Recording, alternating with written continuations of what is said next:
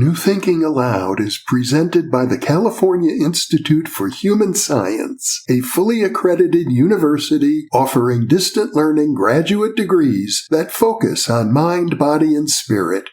The topics that we cover here. We are particularly excited to announce new degrees emphasizing parapsychology and the paranormal. Visit their website at cihs.edu.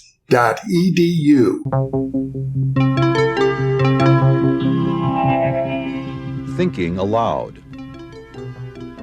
Conversations on the leading edge of knowledge and discovery with psychologist Jeffrey Mishlove.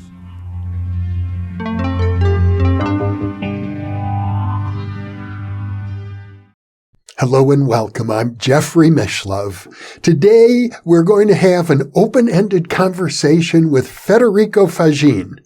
Now, let me tell you right now, I regard Federico as potentially one of the most important, significant guests ever on the New Thinking Aloud channel. Many of you know that I've interviewed Bernardo Kastrup over a dozen times, and I regard Bernardo's work as very important because he comes from a science background as a computer scientist, and he argues very, very cogently for the primacy of consciousness. On one occasion, I asked Bernardo who else did he know in the field of philosophy, people arguing for what is known as the idealist position in philosophy. Who would he recommend if, besides himself, of course, who would be the best? And he told me, he said, even better than himself, he said, is Federico Faggin.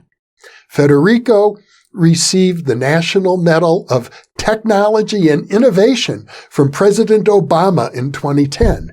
He is best known for designing the first commercial microprocessor, the Intel 4004. After that, he led development of the Intel 8008 and 8080 microprocessors. Then he went to found Zilog, the first company solely dedicated to microprocessors, and led to the development of the Zilog Z80 and Z8 microprocessors. And I'll mention parenthetically that in those years, when I also lived in California in the 1980s and 90s, one of my best friends at the time, Dean Brown, who I've spoken about on this channel before, worked for Federico designing the software for the Z80 microprocessor. Federico is author of Silicon, From the Invention of the Microprocessor to the New Science of Consciousness. He's also a contributor to the anthology Artificial Intelligence versus Natural Intelligence, along with Nobel laureates such as Roger Penrose and others. And his most recent book is called Irreducible: Consciousness, Life, Computers, and Human Nature. Oh, wait, one more thing. Federico has been a guest previously on New Thinking Aloud, talking about his life history, his mystical experience, and his theory of consciousness.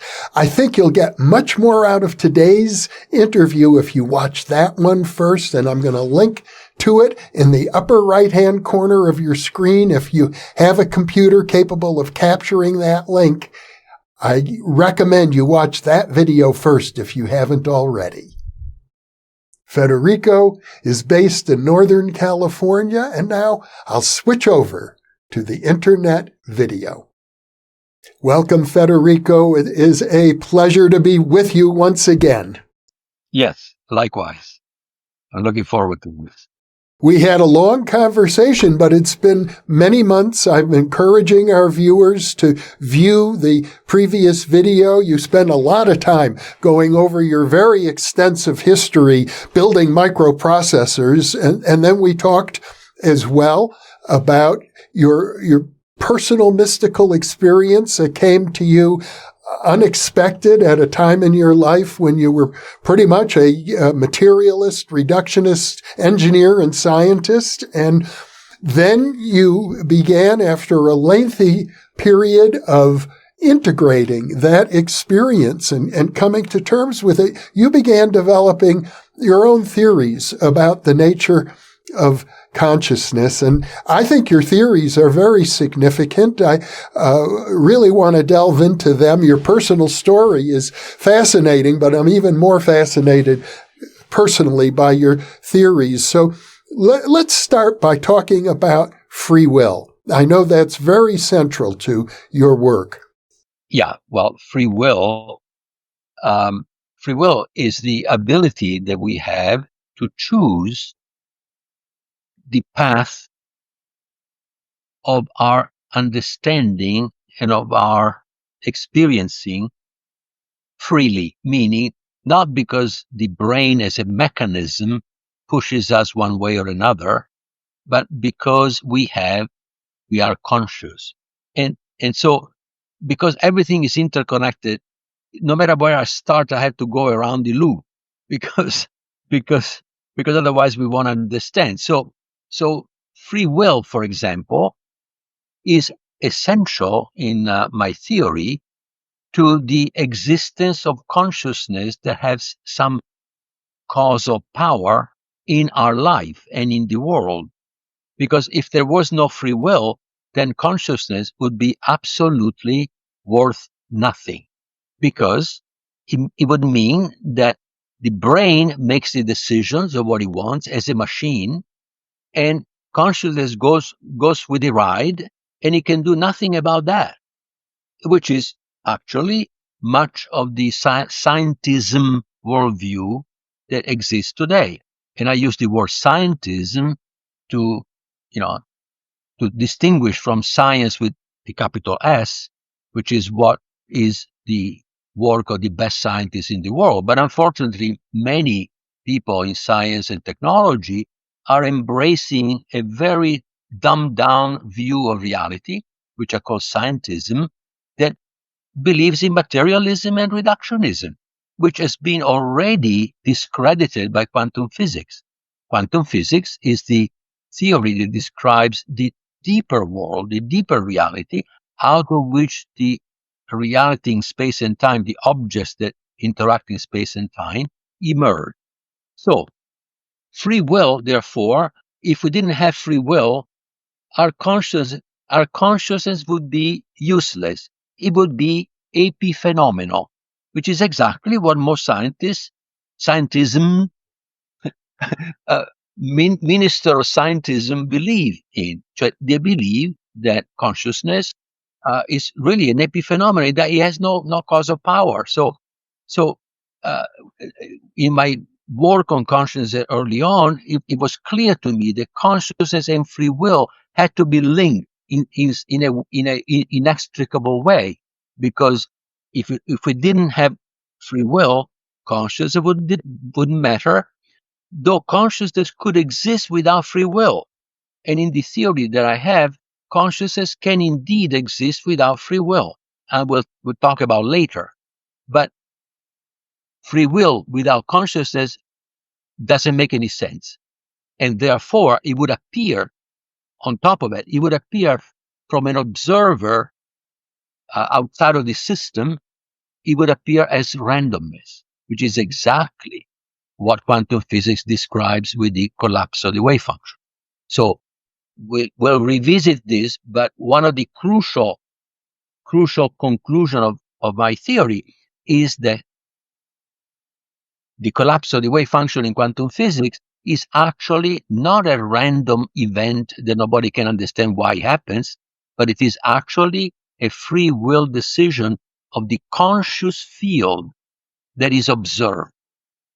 Not an effect of the observer, but a decision of the conscious field that is observed. For example, if I observe an electron, it's the field of electron that is conscious and then makes the decision of what electron shows up in space and time when you make the measurement. So in other words, you're saying that if you observe an electron, it's the electron that's responsible for the observation, not yourself? Now, is the field of electrons. See, the consciousness is not in the electron. In physics, the electron is not an object. Yeah. The electron is not a particle in the sense of something autonomous and separate from the rest. In quantum physics, the electron is a state of a field, the state of the field of electrons, just like a wave of the sea. The wave of the sea is a phenomenon of the sea, in this, inseparable from the sea. So we see a wave, but the properties of the wave are fundamentally the property of the sea that manifest in the wave. The same with the electrons. The electrons is a state of the field inseparable from the field of electrons, and its properties are the properties of the field, and the field in this new theory is conscious and has free will. So it is the field of electrons that decides then where the electron will appear when you do a measurement, because you have set up an experiment. Oh, okay. Let me make sure I understand exactly what you're saying. It sounds simple, but I have a feeling it's much more complex. Go for it. Go for it. I heard you say the field of electrons is conscious. Yes. In this theory, the field of electrons is conscious. And I will explain later why I can say that. For now, let's leave it alone. Okay. But the important point is that if the field of electrons were not conscious, then I could not interpret the collapse of the wave function as a decision of free will of that field, because it would be just like science is saying, it would be a random event. A random event. Unexplainable, but random and non-algorithmic, which is what science has found out. The collapse of the wave function is pure randomness. Mm-hmm. But what does it mean? Nobody knows. What now, with this theory, I'm telling you, what it means is that field has made a decision. From the outside, it looks like random for the outside observer. But for the field that has made a decision, that's exactly what it wants to do. You're suggesting that the field of electrons has wants, has desires. It's consciousness, absolutely. It's consciousness and has free will, just like we do. In fact, I'm suggesting that we are fields ourselves, controlling the body, which is like a drone. Mm-hmm. In other words, the body is not, the consciousness is not in the drone, but therefore is not in the body. It is in the field. When you control a drone that, is flying over, I don't know, Afghanistan or whatever, right? So if you fly that drone, what you experience is what the drone sees where it is at, okay? Yeah. But that experience is not in the drone, and it's not even in our brain. It is actually in the consciousness that controls our body. Well, it almost sounds very dualistic, what you're saying, that there's a field that is controlling a machine. It's like Arthur Kessler's book, The Ghost in the Machine. Well, there is a field, but remember what I told you, electrons do not exist. They are states of the field. Yeah. The field exists, not the particles, not the atoms. The atoms are state of other fields. You see, inseparable from the fields. I'm talking about that the material world is not disconnected with the deeper world, where we have mind and spirit, and where spirit is the aspect of us that has to do with meaning, with the meaning of information, which is not even talked about in science, because information in science is simply a probability. It's the co-logarithm of the probability that you might observe an event or a symbol. That's all there is in physics. There is no meaning for information. And if you take away the meaning, you take away our humanity with that. So these definitions are basically covering up the fact that we are humans, that we have meaning, that life is meaningful, that the universe is meaningful, because we start with something that doesn't have any meaning. Would information make any sense to you if all that it meant, information, was the recognition of a symbol? For example, if I were to speak in Italian, if you don't know Italian, you recognize my words as sounds. You know that those are symbols, but you don't understand the meaning. So would that be information for you? No, it would be simply be symbols without meaning. That's what science is saying. But if I speak in English, you understand. So the meaning is much more than just the sound of the word. I've heard it said, incidentally, that you could say that there's only one electron in the entire universe and it's everywhere. When the electron appears, it appears with certain properties which are exactly the same. And from the point of view of physics, you cannot distinguish one electron from another. In fact, their statistics is governed by Fermi-Dirac statistics, which is a completely different statistics than a statistic where that would be like Boltzmann statistics, where you can actually recognize the various objects that you are interacting.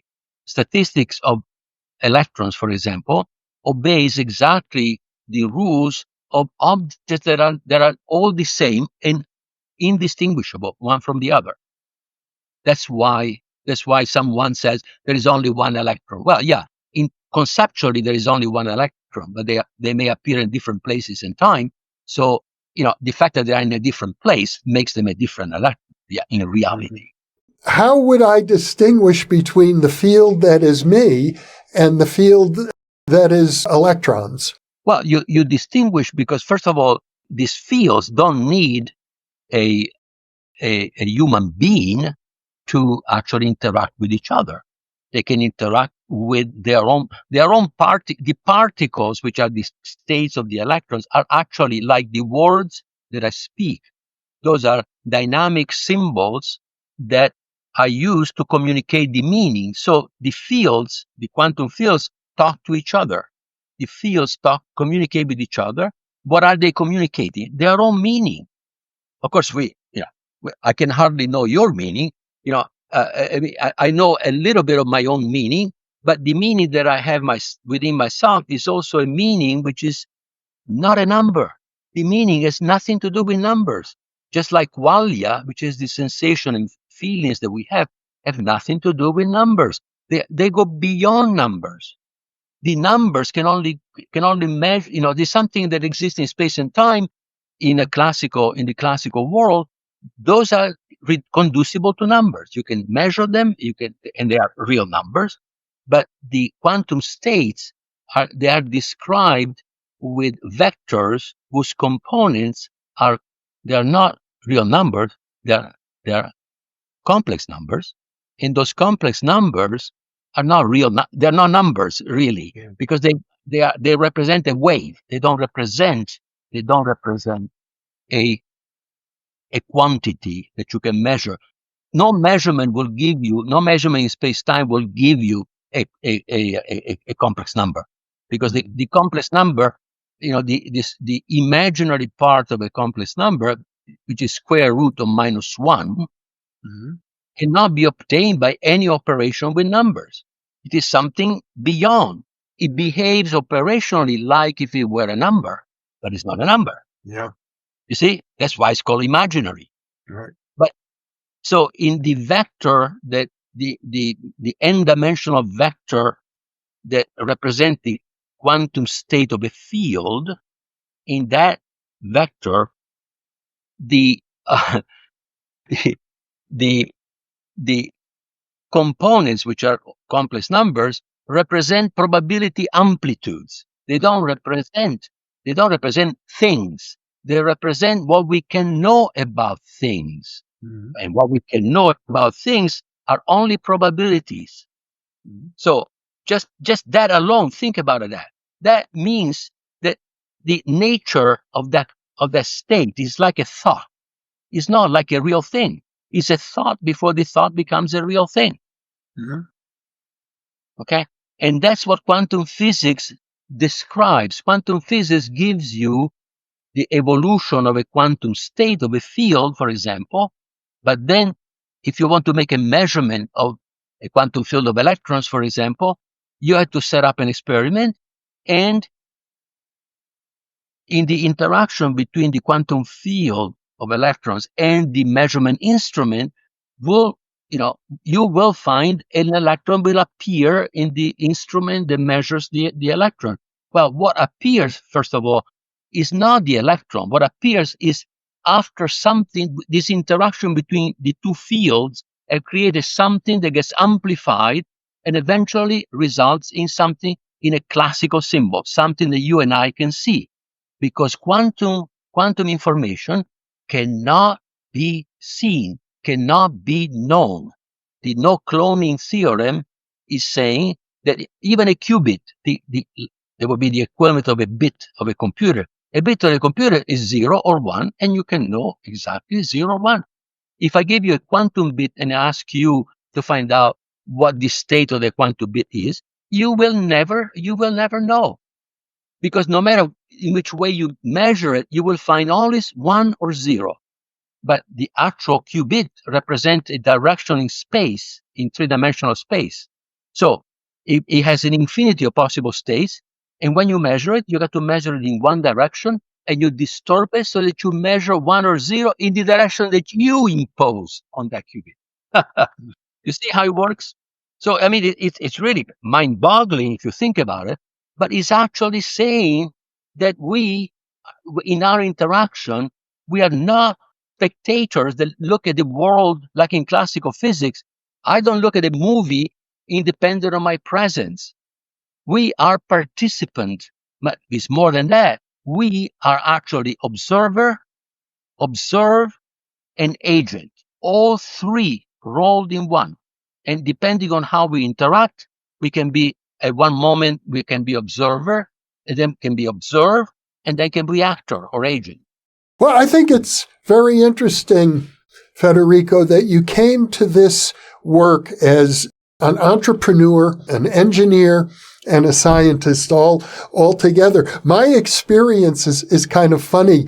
I have a degree in parapsychology, and one of my professors at Berkeley was a business professor, C. West Churchman, and we had this conversation about free will. And he said, yes, I know the physicists say there's no free will, but in management science, there certainly is. We acknowledge free will. Even in the Justice Department, I mean, if we didn't have free will, why do we put a thief or a murderer in prison if it did what he had to do? Free will, lack of free will, the absence of free will means a deterministic universe, which is already being disqualified by quantum physics. The indeterminism of quantum physics is absolute.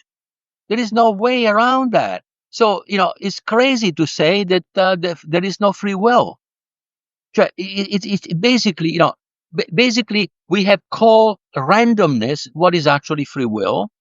And of course, in the classical reality, there is indeed determinism, but that is valid only if you can maintain the classicality of the reality.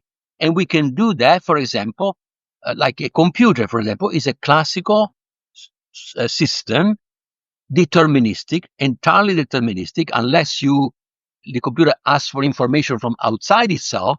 And you give an information that comes from you, which are not deterministic. But as far as the computer works within itself, it is completely deterministic. So this computer, behaves in that way as long as we can maintain the environmental conditions within certain limits, which are quite restrictive. For example, temperature should not be below, say, 50 degrees, minus 50 degrees centigrade, or above 75 degrees centigrade. Which is a pretty, is a better range than we can live comfortably, but certainly is not the stuff that exists in nature. In nature, temperatures. look at the temperature of the sun or whatever, right? So the point that I'm making is that as long as you keep the environment under those conditions, the distinction that we have made about what is 0 and what is 1, which we are the one to create those distinctions, are maintained, and therefore the machine will operate deterministically without making any errors. But the moment that you get out of that range of operation, then the computer will most likely fail, and that's the end of that. When you talk about a hierarchy of monads, a hierarchy, you use the term satiety. I think the hierarchy is very interesting because at the top of the hierarchy is what you call one. And it sounds very much like Plato's use of one. It's another way of talking, I think, about a universal consciousness. No, it's about talking about a universe which is holistic. One is one instead of two or three or four is because the universe of physics is both dynamic and holistic. Means is never the same instant after instant, and there are no separate parts. Everything is interconnected in the universe. And that is what quantum physics is saying. But quantum physics stops there. I say one thing more. We need to start with a universe that not only is dynamic and holistic, but also wants to know itself. Now I'm connecting physics with spirituality and also with the deepest wisdom traditions that we have, because, if you look at that, and if we look at the idea that reality is holographic, meaning that the part, sufficiently large part, contains the whole, then we have the need, therefore, to recognize that we are parts whole of one. And exactly just like every cell of our body is also holistic, in the sense that it contains the genome of the egg that created the entire organism. So all the information of the organism, of the entire organism, is within each of its parts. Now think about that. Is the computer built the same way? No. Every part of the computer is a transistor. Transistor is a switch. On, off, on, off, on, off. What does the transistor know of the whole? Almost nothing. At best, it knows 0 or 1. Its own state. That's it. A cell has the potential knowledge of the whole organism, which means that the cell later on in its own life can express aspects of itself that were not present at its own birth. That's what's called epigenetics. 30 years ago, if you were saying the word epigenetics, they would put you in a cross. No, everybody knows that that's impossible. Those are the dogmas of scientism. And the dogmas of scientists, it's time to stop with this because they simply tell you what you cannot say or do, when in fact the future is open. And we are, and we have the capacity to go beyond the limitations that are self-imposed, especially the limitations that we have to start with a reality in which there is no spiritual element in it. It's only material. How can you get something non-material for a material universe? It's impossible. How can you get free will for something that doesn't have it? Because it's supposed to follow laws, even if the laws are, indeterministic. They tell you that there's simply randomness. We don't understand why, but it's randomness. So shut up and calculate. So that's what you're told. Why is the quantum state of a field has two properties that nobody can understand why they should be there. Number one, the state of the field cannot be copied, cannot be reproduced. It's called the no cloning theorem in quantum physics. The no cloning theorem says, that's it, you cannot, the state cannot be copied. Look at that. My state, the state of my field, which I claim is a quantum field, also cannot be copied. I'm the only one that can know my own state, and I cannot reproduce it. Even myself, I cannot reproduce it. The love that I feel for a son, I cannot reproduce it, not even to him. I cannot give it to him what I feel. I can translate what I feel into symbols to convey some of the meaning that love that I know within myself, I know. But that's all I can do. The second property of the state of the quantum field is that if you were to make a measurement of that state, the maximum information that you can get is 1 bit on classical bit per quantum bit. I already mentioned that the quantum bit is an infinity of possible states, representable as a point on the surface of a sphere, a direction in space. Any direction in space is one of the possible states of the qubit. And the qubits are entangled. So the entangled means that they have some states which are in common that we cannot know, because it's impossible to know, to measure, unless we prepare them. But we can prepare them for a few qubits. You cannot prepare them for the gazillions of qubits that any kind of system is. So, basically, the existence of entanglement is telling us that the universe is truly holistic. That's why I said earlier, quantum physics is told us that there are no separable parts. Not even electrons are. They have properties in common. And if I measure one electron here, instantaneously on the other side of the galaxy, that state that was in common will become active in that other particle, instantaneously. So, wow, that violates the locality of physics, which of course is one of the reasons why Einstein was very much against that. It took 80 years, but now everybody has to accept that entanglement exists. Not only that, but everything is entangled with everything else. But we don't know. We can never know, because we cannot measure unless we prepare something. So all this is saying that we have adopted as a view of the world scientism that is based on classical physics, which has been completely thrashed by the principles of quantum physics. They are saying otherwise.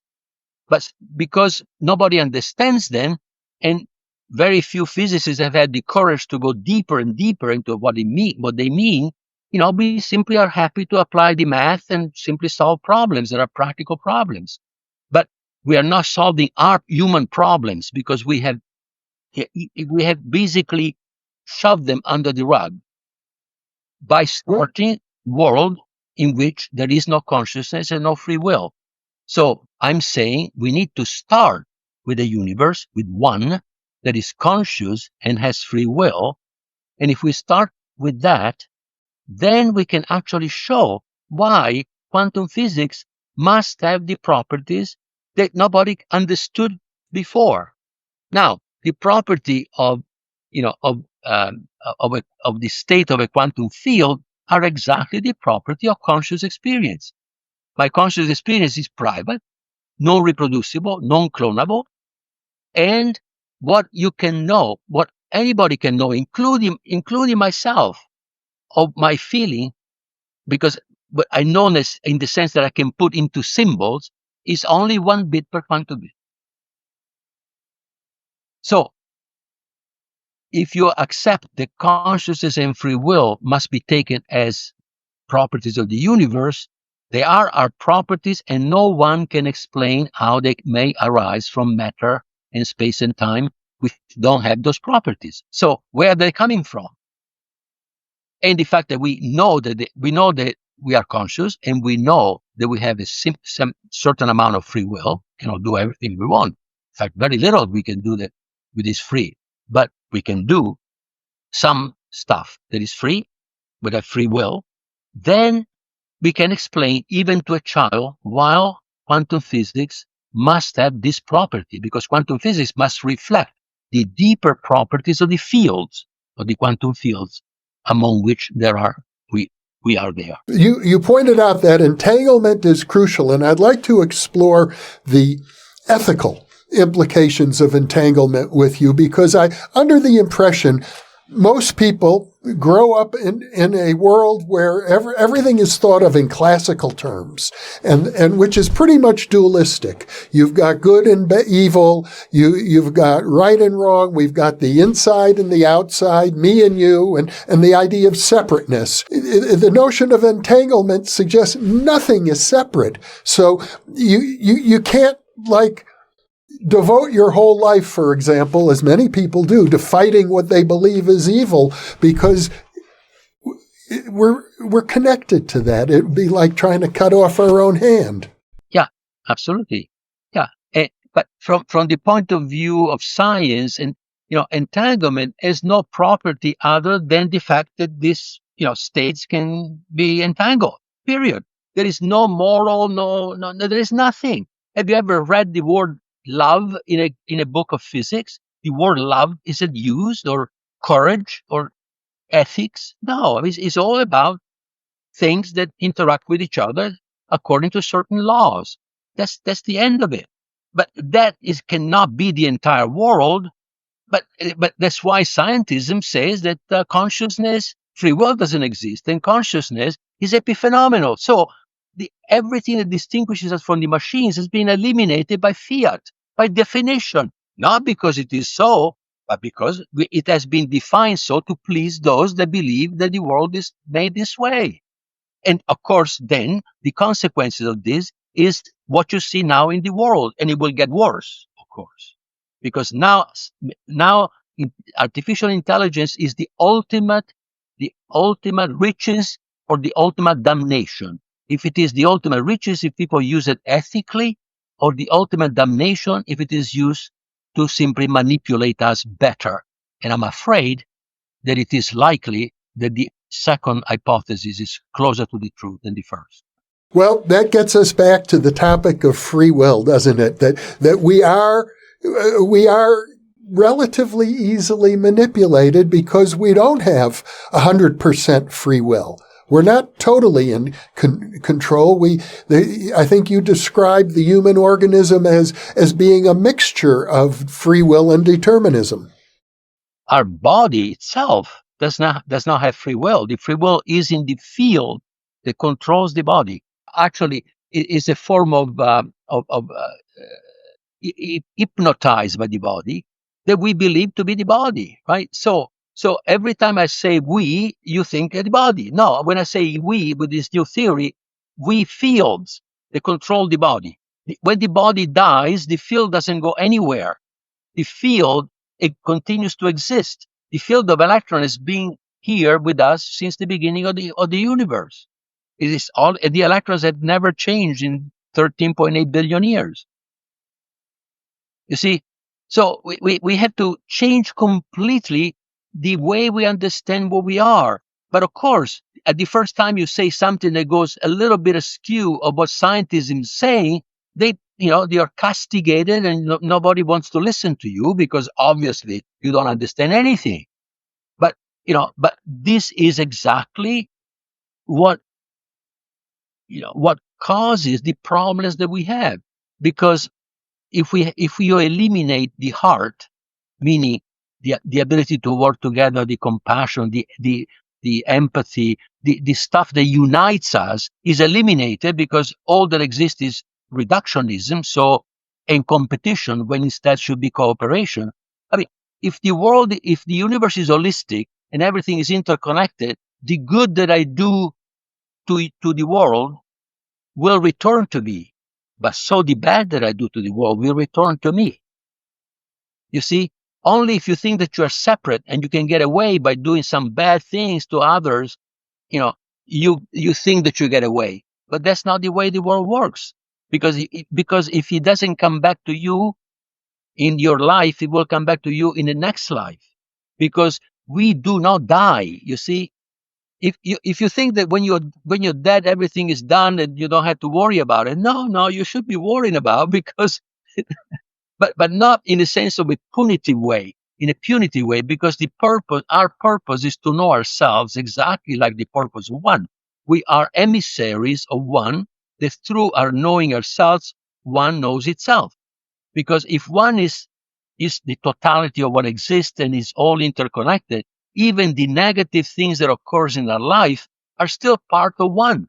They're still within one. So they are all properties of one. So they are, they may be misconceptions that needs to be cleared up, but fundamentally, they cannot get away from that. It would be logical to say that we are the bad guys and one is the good guy. No, we are integral part of one. So the good and the bad that exist in the world is part of one. Which would suggest, if I understand you correctly, and frankly, this is my philosophy, so you can tell me if my philosophy is in accordance with your theory, which is that I think the appropriate stance to take is one of love and affection for everyone and everything all the time.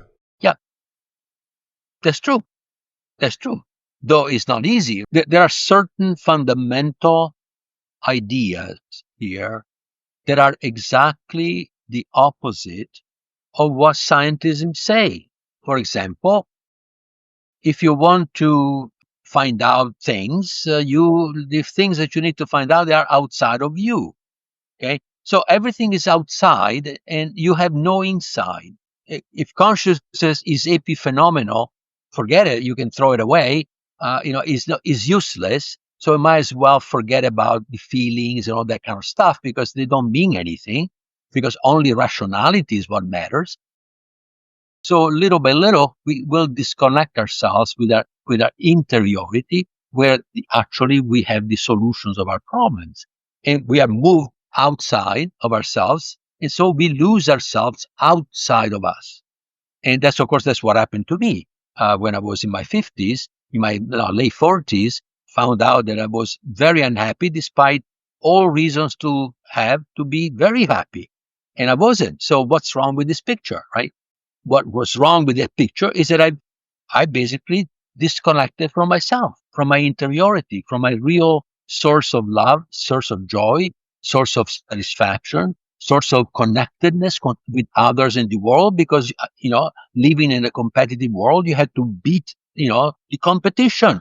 And this is what we are told to do since we are children. We are conditioned not to do exactly the opposite of what will give us peace and happiness and satisfaction, the joy to working together in collaboration, in cooperation, to build things together instead of destroying things. What is the primary use of technology? Armaments. What is the primary use of science? Power. Is much more power than knowledge, because knowledge is the way to power. And instead of the way of knowing who we are we? No, that doesn't matter. I mean, there's nothing there anyway. So let's find out. At least get some power while we are here. To know that to solve the problems, we need to solve it. First, we need to solve our own problems, our own misconception of who we are, our own misunderstanding, the traumas that we bring with us. That is the only way to be better, to move into more light, more joy, more love. It can only happen if we work on ourselves, from within ourselves, without taking responsibility for our unhappiness. That must happen, not with a pill. I mean, today the solution of all the problems is basically from the outside. You go to the doctor, gives you a medicine, and all the problems that come when you use drugs instead of using intelligence and your own capacity to cure yourself.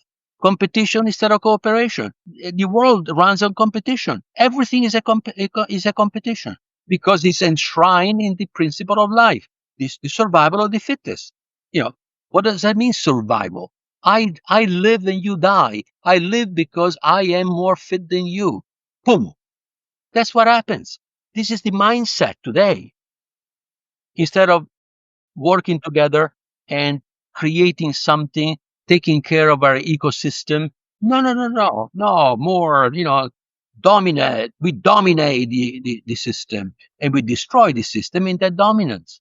So that's another bad one. Life, we are machines. We are machines. So that's the other big one. We are machines. So don't fight AI because AI is better than you, right? You ask ChatGPT about something that you don't know, it gives you a decent answer. Wow. But then also the encyclopedia is better than you then. Okay, so because something is written, is repeated by a machine, doesn't mean that that it is better than you. You see, we have lost the idea, we have lost the concept of interiority. There is nothing inside because we have been told that there is nothing there, and so the meaning of life doesn't exist. Scientists say the universe is pointless. There is nothing. It's all random. It's all randomness.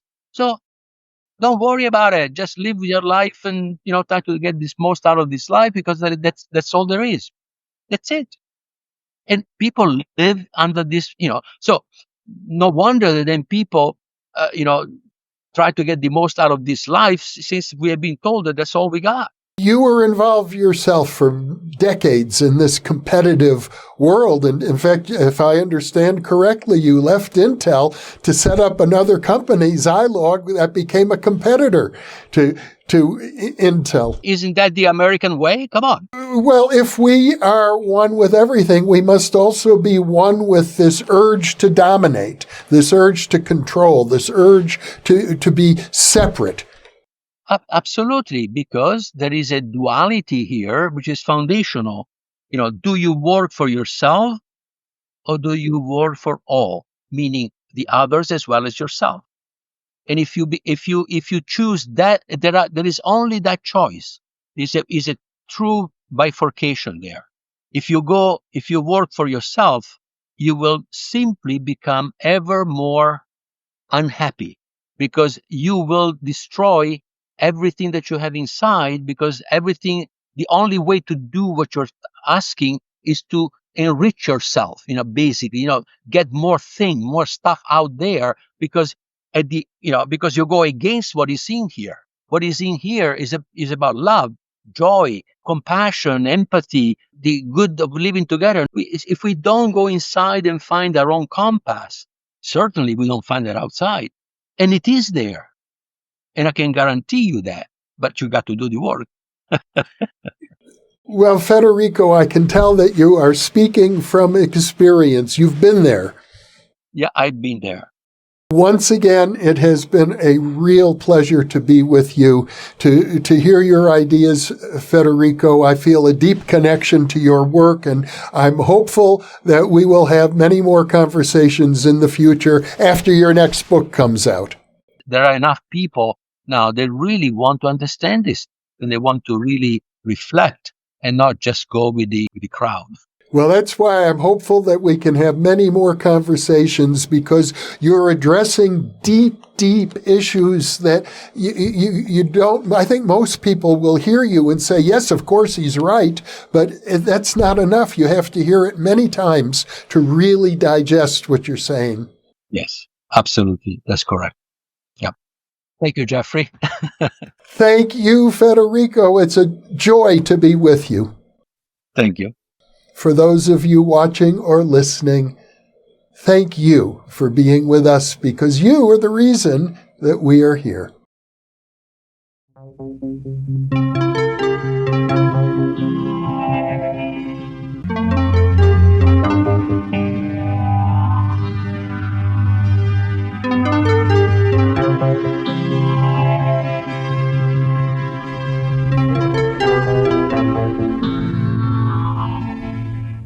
Book 3 in the new Thinking Aloud dialogue series is UFOs and UAP, Are We Really Alone?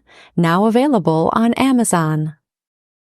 You can now download a free PDF copy of issue number 8 of the new Thinking Aloud magazine, or order a beautiful printed copy. Go to newthinkingaloud.org.